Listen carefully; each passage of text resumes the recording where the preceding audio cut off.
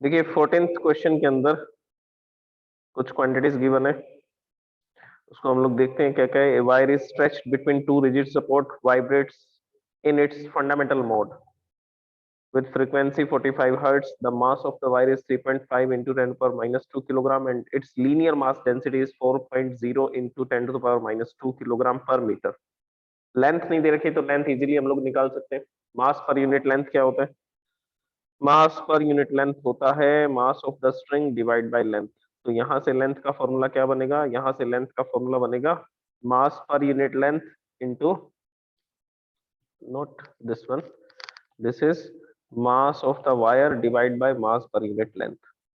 Okay, अब इस question में आपको गिवन है कि एक वायर है जिसको दो एंड से फिक्स किया गया है। दो एंड से फिक्स करने पर ये ऐसा वाइब्रेट करती है कि फंडामेंटल फ्रीक्वेंसी को प्रोड्यूस करती है। और फंडामेंटल फ्रीक्वेंसी के केस में क्या होता है, ये इस तरह से वाइब्रेट करेगी जिसमें कितने नोड्स होंगे और कितने एंटी नोड्स होंगे। तो आंसर है इसमें दो नोड होंगे जिसको हम लोग किससे लिखेंगे? एन से लिखेंगे। और एक क्या होगा? एंटी नोड होगा जो मैक्सिमम डिस्प्लेसमेंट दिखाएगा पार्टिकल अपनी मीन पोजीशन से फ्रॉम द बोथ साइड्स। दोनों तरफ से आपको मैक्सिमम जो डिस्प्लेसमेंट है वो इसकी वजह से दिखाई देगा। ओके, और बाकी सब पार्टिकल के डिस्प्लेसमेंट सेंटर वाले पार्टिकल से कम होंगे। तो इस तरह से ये स्ट्रिंग जो है वो ऑसिलेट करेगी और इस ऑसिलेशन में आपको क्लियरली दिख रहा है कि ये जो वेवलेंथ है वो कितनी है? Lambda by 2। क्योंकि जब इस मोड में वाइब्रेट करती है तो या तो क्रस्ट बनेगा या क्या बनेगा, या ये सारी वेव मीन पोजीशन पे आ जाएगी या फिर ट्रफ बनेगा। तो इस तरह से इसमें इस वायर के अंदर या तो क्रस्ट बनेगा या इस वायर में ट्रफ बनेगा, दोनों एक साथ नहीं बन सकते। तो इसमें कितनी वेव बन रही है? ये फुल वेव होती है, तो ये कितनी वेव क्रिएट होगी? इसमें हाफ वेव क्रिएट होगी। तो यहाँ से यहाँ तक का पार्ट है सिर्फ वेव का, तो पूरे को लेमडा लिखते हैं और हाफ वेव को क्या लिखा जाता है? Lambda by 2। तो इसकी वेवलेंथ होगी लेमडा बाय 2। और लेमडा बाय 2 से हम लोग क्या कर सकते हैं? इसको कंपेयर कर सकते हैं। किससे कंपेयर कर सकते हैं? इसकी लेंथ से। और इसकी जो लेंथ है वो पहले हमें फाइंड करनी पड़ेगी।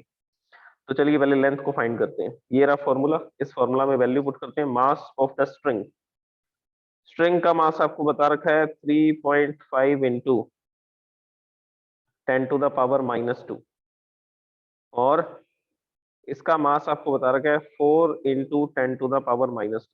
ये 10 टू द पावर माइनस 2 से 10 to the power minus 2 cancel हो जाएगा। 3.5 को हम लोग क्या लिख सकते हैं? 7/2 लिख सकते हैं। तो मैं इसको लिख देता हूँ 7/2 इंटू 1/4। ये डिवाइड बाय 4 है, ये तो एज इट इज रहेगा। तो हमने क्या किया? 3.5 को क्या लिख दिया? 3.5 को लिख दिया 7/2। So this will be 7/2 into 4। So length will be 7/8 metre. ये आ जाएगा मीटर में, ऐसा यूनिट के अंदर आ रहा है। तो लेंथ है 7/8 मीटर। अब आपको क्लियरली डायग्राम से दिख रहा है कि स्ट्रिंग की जो लेंथ है वो कितनी वेवलेंथ के बराबर है? लेमडा बाय 2 के। अगर ये किस मोड में वाइब्रेट कर रहा है? अगर ये फंडामेंटल मोड में वाइब्रेट कर रहा है, स्ट्रिंग जो है फंडामेंटल फ्रीक्वेंसी अगर प्रोड्यूस कर रही है, तो उस केस में हम लोग लिखेंगे lambda by 2 is equal to L. और यहां से लेमडा कितना आ जाएगा? लेमडा का फॉर्मूला आएगा 2L। 2L, तो 2 इंटू एल। लेंथ कितनी है? ये रही लेंथ, अभी हमने फाइंड की थी this one, this length 7.8 metre. तो ये 7.8 को यहाँ पुट कर देंगे, ये कैंसिल हो जाएगा 8 से 7/4। So the wavelength of this wave is 7/4 metre. ये आ गई वेवलेंथ। अब आपसे क्या पूछा गया? स्पीड पूछी गई है ट्रांसवर्स वेव की। इसमें जो ट्रांसवर्स वेव बनेगी सबसे पहले वो कितनी स्पीड से ट्रेवल करेगी? क्योंकि दो ट्रांसवर्स वेव का ही तो सुपरपोजिशन होता है एक्सटेंडिंग वेव। तो ये दो ट्रांसवर्स वेव पहले अपोजिट डायरेक्शन में चलेंगी, इसी की वजह से तो क्या प्रोड्यूस होगी? एक स्टेशनरी वेव प्रोड्यूस होगी। एनीवेज इसकी वेलोसिटी बतानी है, स्पीड बतानी है। तो स्पीड बताने के लिए हम लोग एक फॉर्मूला अप्लाई करेंगे and that formula will be v is equal to frequency into wavelength. ये सब कैलकुलेट कर चुके हैं, अब स्पीड कैलकुलेट कर रहे हैं। तो स्पीड बताने के लिए फॉर्मूला लगाएंगे फ्रीक्वेंसी इनटू वेवलेंथ। फ्रीक्वेंसी कितनी है? फ्रीक्वेंसी तो क्वेश्चन में गिवन है, ये देखिए यहाँ पर ये दे रखी 45 हर्ट्ज। ये 45 हर्ट्ज गिवन है इसमें। तो velocity is equal to 45, frequency given 45 hertz.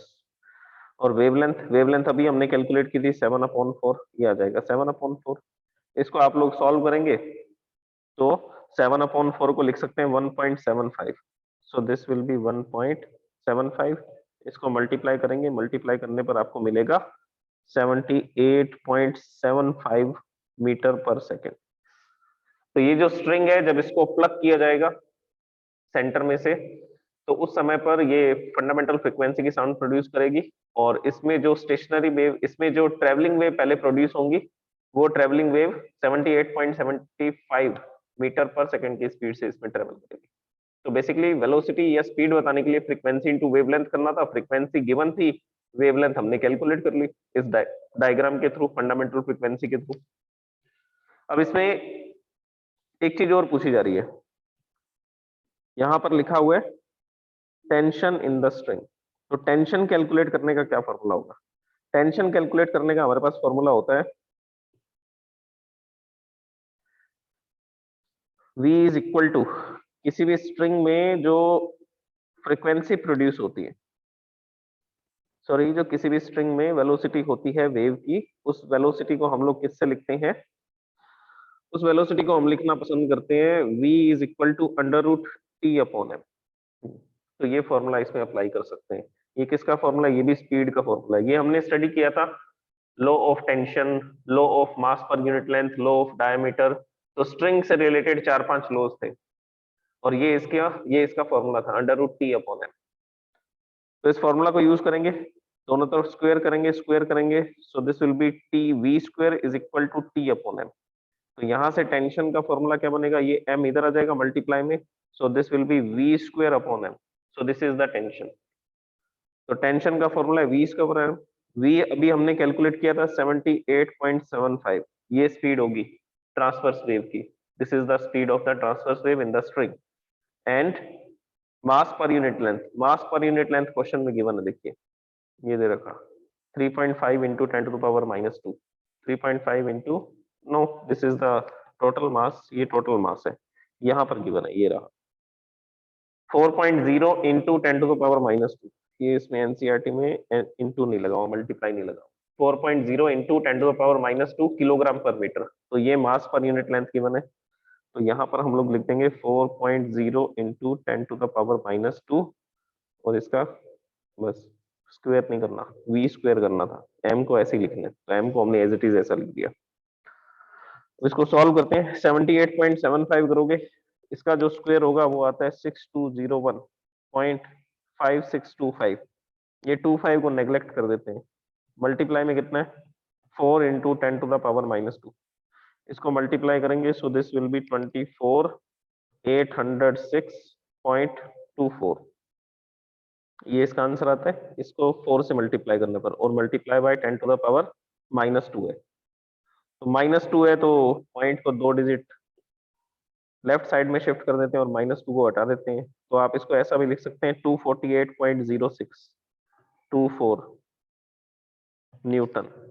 Tension है तो न्यूटन में आएगा, या इसको आप लिख सकते हैं 248.06 न्यूटन। लास्ट में जो 24 है उसको भी नेग्लेक्ट कर देंगे, छोड़ देंगे। तो पॉइंट के बाद 2 डिजिट तक हम लोग इसको राउंड ऑफ करके लिख देते हैं।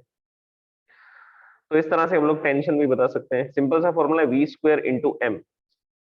किसी भी स्ट्रिंग में जो टेंशन आपको क्रिएट करनी पड़ती है ताकि वो इस फ्रीक्वेंसी की साउंड को प्रोड्यूस करे 45 हर्ट्ज को, तो इसके लिए ये टेंशन रखनी पड़ेगी आपको इस स्ट्रिंग के अंदर। करते हैं फटाफट।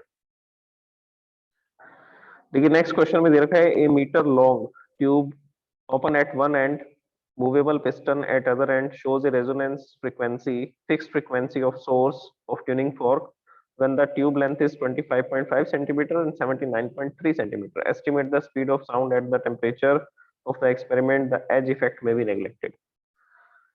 देखिए एक ट्यूनिंग फोर्क और एक 1 मीटर लॉन्ग ट्यूब का एक्सपेरिमेंट होता है, ओपन ऑर्गन पाइप का रेजोनेंस का एक एक्सपेरिमेंट होता है। उस एक्सपेरिमेंट में एक 1 मीटर लॉन्ग ट्यूब होती है। इस ट्यूब के ऊपर यहाँ पर इसके जो एंड्स होते हैं वो थोड़े थिक होते हैं। तो ये बोल रहा है कि जो एज इफेक्ट है उसको नेग्लेक्ट कर दो। ठीक है, उसको नेग्लेक्ट कर देते हैं हम लोग। तो उसके बेसिस पर हम लोग ये मानेंगे कि ये ट्यूब इस तरह की है, बिल्कुल सीधी है, इसका कोई भी एंडिंग नहीं है, ऐसा कोई एज नहीं है लास्ट में। ओके, सबसे पहली बात इस क्वेश्चन में क्या क्या गिवन है उसको समझिए। इसमें बोल रहा है ऑर्गन पाइप तो एक ही है, लेकिन उसमें पिस्टन लगा हुआ है, पिस्टन लगा हुआ है तो उसकी लेंथ को चेंज कर सकते हैं। अगर लेंथ को चेंज कर सकते हैं तो वो अलग अलग तरह की ऑर्गन पाइप का काम करेगी। जैसे कि एक ऑर्गन पाइप इसमें दे रखी है 25.5 सेंटीमीटर की, तो पहले पिस्टन यहाँ पर लगा हुआ था इस पोजीशन पे, तो जब पिस्टन इस पोजीशन पर होगा तो उस समय पर ये जो क्लोज्ड ऑर्गन पाइप है, ओपन एंड वन एंड, एक एंड पर ओपन है दूसरे एंड पर क्लोज है, ये जो open organ closed organ pipe है इसकी जो लेंथ है वो बता रखी है 25.5 सेंटीमीटर। इस केस में इसको L1 लिख देते हैं, फर्स्ट केस है। अब पिस्टन को थोड़ा नीचे ले जाते हैं, पिस्टन को जब डाउनवर्ड डायरेक्शन में ले जाएंगे तो इस ऑर्गन पाइप की लेंथ बढ़ जाएगी। तो यहाँ पर एक क्या लगा हुआ है, मूवेबल पिस्टन लगा हुआ है। तो ये पिस्टन क्या करेगा, इस पाइप की लेंथ को कभी इतना कर देगा और कभी पिस्टन यहाँ तक आ गया तो इस पाइप की लेंथ को इंक्रीज कर देगा। तो ये वाली जो लेंथ होगी सेकेंड लेंथ, जिसको L2 से लिखेंगे, this length is given 79.3 centimetre. अब बेसिकली दोनों की फंडामेंटल फ्रीक्वेंसी अलग अलग होगी, क्योंकि दोनों ऑर्गन पाइप की लेंथ अलग अलग है तो फंडामेंटल फ्रीक्वेंसी भी डिफरेंट होगी। ओके, तो इस तरह से हम लोग इसके डायग्राम को बना सकते हैं। अब इसमें किस तरह से वाइब्रेशनल मोड प्रोड्यूस होंगे, तो सबसे पहली बात ये नोड का काम करेगा। यहाँ पर होगा एक एंटी नोड, तो पहली फंडामेंटल फ्रीक्वेंसी इस तरह की प्रोड्यूस होती है क्लोज्ड ऑर्गन पाइप में, और इसमें यहाँ पर नोड बनेगा तो ये फंडामेंटल फ्रीक्वेंसी होगी दूसरी ऑर्गन पाइप में जिसकी लेंथ है 79.3 सेंटीमीटर। तो दोनों की फ्रीक्वेंसी सेम नहीं हो सकती है, दोनों की फंडामेंटल फ्रीक्वेंसी अलग अलग होगी। इसकी जो फंडामेंटल फ्रीक्वेंसी होगी वो ν1 होगी, इसकी जो फंडामेंटल फ्रीक्वेंसी होगी वो हम लोग ν1 ν2 से ना लिख करके इसको लेंथ के साथ लिख देते हैं 25.5, और ये फंडामेंटल फ्रीक्वेंसी है 79.3 सेंटीमीटर लेंथ। तो दोनों अलग अलग फ्रीक्वेंसी से ऑसिलेट करेंगे, वाइब्रेट करेंगे। तो यहाँ पर ये नोड होगा, ये एंटी नोड होगा। ये क्लोज्ड ऑर्गन पाइप की फर्स्ट मोड ऑफ वाइब्रेशन है। अच्छा, इस क्वेश्चन को अब करने का क्या तरीका है? इस क्वेश्चन को करने के दो तरीके हैं। एक तो बड़ा सिंपल सा मेथड है, सिंपल सा मेथड ये है कि ये जो फर्स्ट ऑर्गन पाइप है इसका हम लोग यूज कर लेते हैं, जो 25.5 सेंटीमीटर की है। तो हम लोग यूज कर रहे हैं फर्स्ट ऑर्गन पाइप। तो फर्स्ट ऑर्गन पाइप जो है उसकी लेंथ आपको बता रखी है 25.5 सेंटीमीटर। मीटर में करोगे तो ये आ जाएगा 0.255, डिवाइड बाय 100 कर देंगे। डिवाइड बाय 100 करते ही ये किस में कन्वर्ट हो जाएगा, ये मीटर में कन्वर्ट हो जाएगा। So this is 0.255 metre. तो ये इसकी लेंथ आ चुकी है। अच्छा, इस डायग्राम में आपको कितनी वेवलेंथ दिखाई दे रही है? तो यहाँ से यहाँ तक की जो वेवलेंथ है वो क्लियर कट आपको पता लग रहा है कि λ/4 है। वेवलेंथ जो है वो कितनी है, वो है λ/4। तो यहाँ पर हम लोग लिखेंगे this is oscillating with the wavelength of frequency λ/4। और हम ये मान रहे हैं कि जो फर्स्ट ऑर्गन पाइप है वो कौन सी फ्रीक्वेंसी को प्रोड्यूस कर रही है, वो फंडामेंटल फ्रीक्वेंसी को प्रोड्यूस कर रही है। अच्छा, इसमें एक ट्यूनिंग फोर्क दे रखा है, उसके बारे में डिस्कस कर लेते हैं। ये कह रहा है कि ट्यूनिंग फोर्क को यहाँ पर रख करके वाइब्रेट कराया जाता है। इस तरह का ट्यूनिंग फोर्क होता है, ये हमने डिस्कस किया था ऑसिलेशन चैप्टर के अंदर। सो this is a tuning fork, और इसकी फ्रीक्वेंसी आपको बता रखी है 340 हर्ट्ज। तो जब इसको रबड़ पैड पे स्ट्राइक किया जाता है तो इसकी जो ये आर्म्स हैं जिनको प्रोंग्स बोला जाता है, जो इसकी आर्म्स होती है उनको क्या बोला जाता है, प्रोंग्स बोला जाता है। तो ये वाइब्रेट करती हैं, इस तरह से ऑसिलेट करती हैं। तो जब ये ऑसिलेट करेंगी तो 340 हर्ट्ज की साउंड वेव प्रोड्यूस कर सकती है। तो इसकी फ्रीक्वेंसी 340 है, और इस एयर कॉलम के अंदर जो साउंड प्रोड्यूस हो रही है वो भी 340 हर्ट्ज की है। अगर वो भी 340 हर्ट्ज की है तभी तो क्या होगा, रेजोनेंस होगा। यहाँ पर देखो एक वर्ड यूज किया हुआ है इस क्वेश्चन में, ये सबसे इंपॉर्टेंट वर्ड है इसमें, रेजोनेंस, शोज रेजोनेंस। रेजोनेंस का मतलब क्या है? रेजोनेंस का मतलब है कि दो सोर्स जो है वो सेम फ्रीक्वेंसी की साउंड को प्रोड्यूस करेंगे। अगर सेम फ्रीक्वेंसी की साउंड को प्रोड्यूस करेंगे तो दोनों तरफ से ये साउंड वेव आएगी, और क्या होगा, इसका सुपरपोजिशन होगा। सुपरपोजिशन होने पर एम्पलीट्यूड बढ़ जाएगा। एम्पलीट्यूड अगर बढ़ जाएगा तो उस केस में क्या होगा, आपको लाउडनेस ज्यादा सुनाई देगी। आप इस ट्यूनिंग फोर्क को प्ले करते हैं, इस ट्यूनिंग फोर्क को प्ले करते हैं, 340 हर्ट्ज की साउंड प्रोड्यूस होती है, लेकिन वो बहुत धीमी होती है, वेरी लो साउंड। अब आपने इस ट्यूब के अंदर एक साउंड प्रोड्यूस की, वो भी 340 हर्ट्ज की है, लेकिन उसकी भी जो साउंड है वो बहुत कम आ रही है। अब आपने क्या किया, दोनों को एक साथ चलाया। दोनों को एक साथ बजाने पर क्या होगा, जब आप ट्यूनिंग फोर्क को इस ऑर्गन पाइप के माउथ के पास में लेकर के जाएंगे, यहाँ पर लेकर के जाएंगे इसके माउथ के पास में, तो उस समय पर दोनों में सेम फ्रीक्वेंसी की साउंड प्रोड्यूस होगी। अगर सेम फ्रीक्वेंसी की साउंड प्रोड्यूस होगी तो दोनों वेव्स ऐड हो जाएंगी, कंस्ट्रक्टिव इंटरफेरेंस होगा, और क्या होगा, उस केस में लाउडनेस बढ़ जाएगी, और लाउडनेस बढ़ते ही आपको क्या हो, पता लग जाएगा कि यहाँ रेजोनेंस हो रहा है, यहाँ पर क्या हो रहा है, रेजोनेंस हो रहा है। तो बेसिकली इसमें से जो साउंड प्रोड्यूस होगी, ये जो ऑर्गन पाइप है, इस ऑर्गन पाइप में जो साउंड प्रोड्यूस होगी, और सामने जो ट्यूनिंग फोर्क है वो क्या करेगा, दोनों एक ही फ्रीक्वेंसी से ऑसिलेट करेंगे। ओके, अब हम लोग इसमें बात करते हैं रेजोनेंस की। तो फंडामेंटल फ्रीक्वेंसी, इस केस में फंडामेंटल फ्रीक्वेंसी निकालनी है। तो बेसिकली फॉर्मूला क्या होता है, ये आपको क्लियरली दिख रहा है कि λ/4 जो है वो लेंथ के इक्वल आएगा। कितनी वेव क्रिएट हो रही है, ये फुल वेव होती है, यहाँ पर सिर्फ इतनी वेव बन रही है, ये वाली वेव। तो यहाँ से यहाँ तक की डिस्टेंस कितनी है, λ/4। तो ये λ/4 वेवलेंथ की वेव इसमें प्रोड्यूस होगी। λ/4 इज इक्वल टू एल। यहाँ से वेवलेंथ कितनी आ जाएगी, वेवलेंथ आ जाएगी 4l। और एल कितना है, ये हमने अभी निकाला था 0.255। So lambda is equal to 4 into 0.255। इसको मल्टीप्लाई करेंगे, इसको मल्टीप्लाई करके आपके पास आ जाएगा 1.02 मीटर। 1020 आता है, वो जीरो लिखने की जरूरत नहीं है, ये आ गया वेवलेंथ। ओके, तो this is the wavelength which is produced in this air column of length 25.5 centimetre. अब आपसे इस क्वेश्चन में क्या पूछा गया, स्पीड ऑफ साउंड। आपको इसमें क्या कैलकुलेट करनी है, ये स्पीड ऑफ साउंड कैलकुलेट करनी है। तो स्पीड ऑफ साउंड का फॉर्मूला क्या होता है, स्पीड ऑफ साउंड का फॉर्मूला होता है v is equal to nu lambda, velocity is equal to frequency into wavelength. तो यहाँ पे हम फॉर्मूला लगाएंगे, velocity is equal to frequency into wavelength. Frequency दे रखी है 340 हर्ट्ज और वेवलेंथ है 1.02। तो इसको मल्टीप्लाई करोगे, मल्टीप्लाई करते ही ये आ जाएगा 346.8 मीटर पर second. This is the answer, ये आंसर है। तो एयर कॉलम के थ्रू भी, इस रेजोनेंस के थ्रू भी हम लोग क्या कर सकते हैं, स्पीड ऑफ साउंड निकाल सकते हैं। तो ये जो एक्सपेरिमेंट किया जाता है ना, लॉन्ग ट्यूब का एक्सपेरिमेंट होता है, जिसको रेजोनेंस ट्यूब बोला जाता है। तो रेजोनेंस ट्यूब का जो एक्सपेरिमेंट होता है वो स्पीड ऑफ साउंड को फाइंड करने के लिए किया जाता है। इसकी लेंथ हम मेजर कर सकते हैं, 25.5 सेंटीमीटर है लेंथ, आपको पता है। और हमने ऐसा माना कि ये जो फर्स्ट ऑर्गन पाइप है ये फंडामेंटल फ्रीक्वेंसी की साउंड प्रोड्यूस करती है। अगर फंडामेंटल फ्रीक्वेंसी की साउंड प्रोड्यूस करती है तो उस केस में हम इसकी क्या करेंगे, वेवलेंथ को कैलकुलेट करेंगे। वेवलेंथ कितनी होगी, λ/4 इज इक्वल टू एल, और यहाँ से लैम्डा आ जाएगा, lambda is equal to 4l।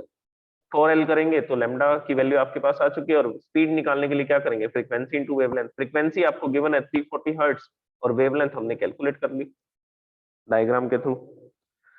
तो एक तो ये मेथड है इस क्वेश्चन को सॉल्व करने का।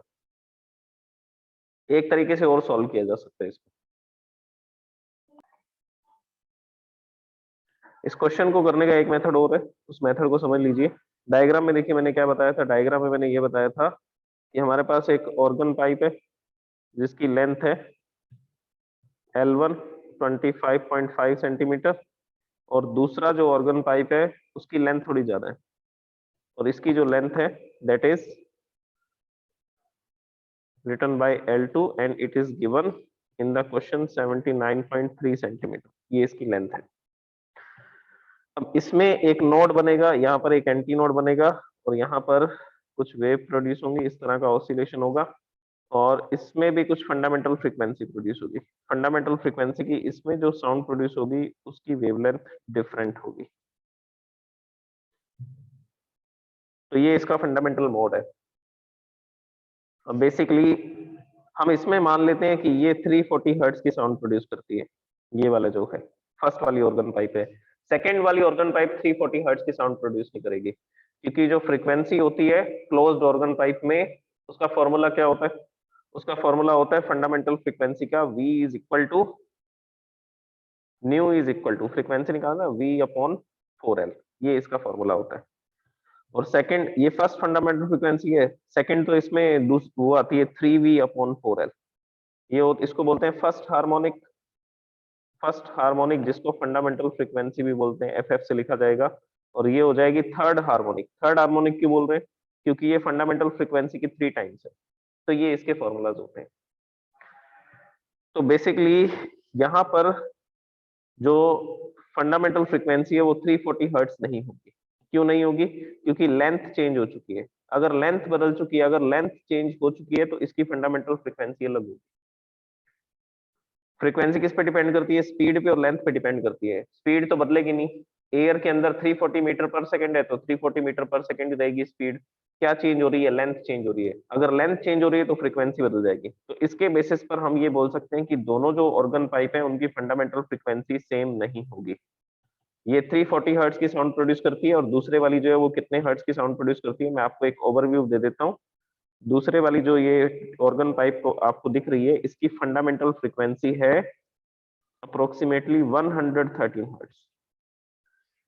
इस लेंथ की जो ऑर्गन पाइप होती है उसकी फ्रीक्वेंसी होती है 113 हर्ट्ज। तो रेजोनेंस फर्स्ट वाले में तो हो जाएगा, दूसरे वाले में नहीं होगा। दूसरे वाले में आपको क्या करना पड़ेगा? इसके मोड को चेंज करना पड़ेगा। मोड कौन सा लेना पड़ेगा? Second mode of vibration. Second mode of vibration जिसमें ये कैसा ऑसिलेट करता है, जिसमें ये इस तरह से ऑसिलेट करेगा, जिसमें कितने नोड बनेंगे? जिसमें होंगे 2 नोड और एक इस तरह की वेव इसमें प्रोड्यूस होगी। इसमें 2 नोड होंगे और 2 क्या होंगे? इसमें 2 एंटी नोड होंगे। तो इस तरह से ये ऑसिलेट करेगी और इसकी जो वेवलेंथ आएगी वो 3/4 लैम्डा आएगी। तो इसकी तो फंडामेंटल फ्रीक्वेंसी है लेकिन दूसरे वाले की फंडामेंटल फ्रीक्वेंसी नहीं है। तो ये हम लोग कैसे एक्सप्लेन कर सकते हैं? सबसे पहले जनरल फॉर्मूला क्या बनेगा? आपने पढ़ा था क्लोज्ड ऑर्गन पाइप में। क्लोज्ड ऑर्गन पाइप कौन कौन सी मोड में वाइब्रेट कर सकता है? 1, 3, 5 रेशो 7, इस तरह का रेशो चलता है। तो पहली फ्रीक्वेंसी अगर 100 हर्ट्ज है तो दूसरी फ्रीक्वेंसी 300 हर्ट्ज की प्रोड्यूस होगी, फिर तीसरी फ्रीक्वेंसी 500 हर्ट्ज की प्रोड्यूस होगी। तो इसमें सिर्फ ओड हार्मोनिक्स होती हैं। इसमें सिर्फ कौन सी हार्मोनिक्स होती हैं? Odd harmonics. 100 के बाद डायरेक्ट 300 हर्ट्ज, 300 के बाद डायरेक्ट 500 हर्ट्ज, 500 हर्ट्ज के बाद डायरेक्ट 700 हर्ट्ज। बीच की फ्रीक्वेंसी की साउंड ये प्रोड्यूस नहीं कर सकता। तो ये जो मोड ऑफ वाइब्रेशन आपको दिख रहा है या तो फंडामेंटल फ्रीक्वेंसी होगी या फिर थर्ड हार्मोनिक होगी। 3 टाइम्स का मतलब है थर्ड हार्मोनिक, 5 टाइम्स का मतलब है फिफ्थ हार्मोनिक, 7 टाइम्स का मतलब है सेवंथ हार्मोनिक। तो इस तरह के ये वाइब्रेशनल मोड में चलेगा। अच्छा, इसका जनरल फॉर्मूला क्या बनेगा? अभी मैंने आपको लिख करके बताया था। फंडामेंटल फ्रीक्वेंसी होती है V/4L। दूसरी जो फ्रीक्वेंसी होती है वो होती है 3V/4L। तीसरी जो फ्रीक्वेंसी होती है वो होती है 5V/4L। तो इसका जनरल फॉर्मूला बना लेते हैं। जनरल फॉर्मूला आएगा new n। n is the number of mode of vibration. Formula बनेगा 2n-1 V/4L। अब आप n की वैल्यू 1 लिखेंगे तो ये फॉर्मूला बन जाएगा। देख लो, n की वैल्यू 1 लिखोगे तो 2 - 1 1 हो जाएगा तो V/4L रह जाएगा। n की वैल्यू 2 लिखोगे तो ये फॉर्मूला बन जाएगा। n की वैल्यू 3 लिखोगे तो ये फॉर्मूला बन जाएगा। V/4L, 3V/4L, 5V/4L। तो ये है number of mode of vibration. तो इस तरह से हम लोग मोड ऑफ वाइब्रेशन को लिख सकते हैं। और जहां पर n क्या होगा? जहां पर n होगा 1 2 3 4 डैश डैश डैश। ओके, तो इस तरह के ऑसिलेशन इसमें चलेंगे। अब इसके बाद में हम लोग अब इसका फॉर्मूला लगाते हैं nth वाइब्रेशन के लिए। फर्स्ट वाले के लिए तो फर्स्ट मोड ऑफ वाइब्रेशन है। फर्स्ट मोड ऑफ वाइब्रेशन है तो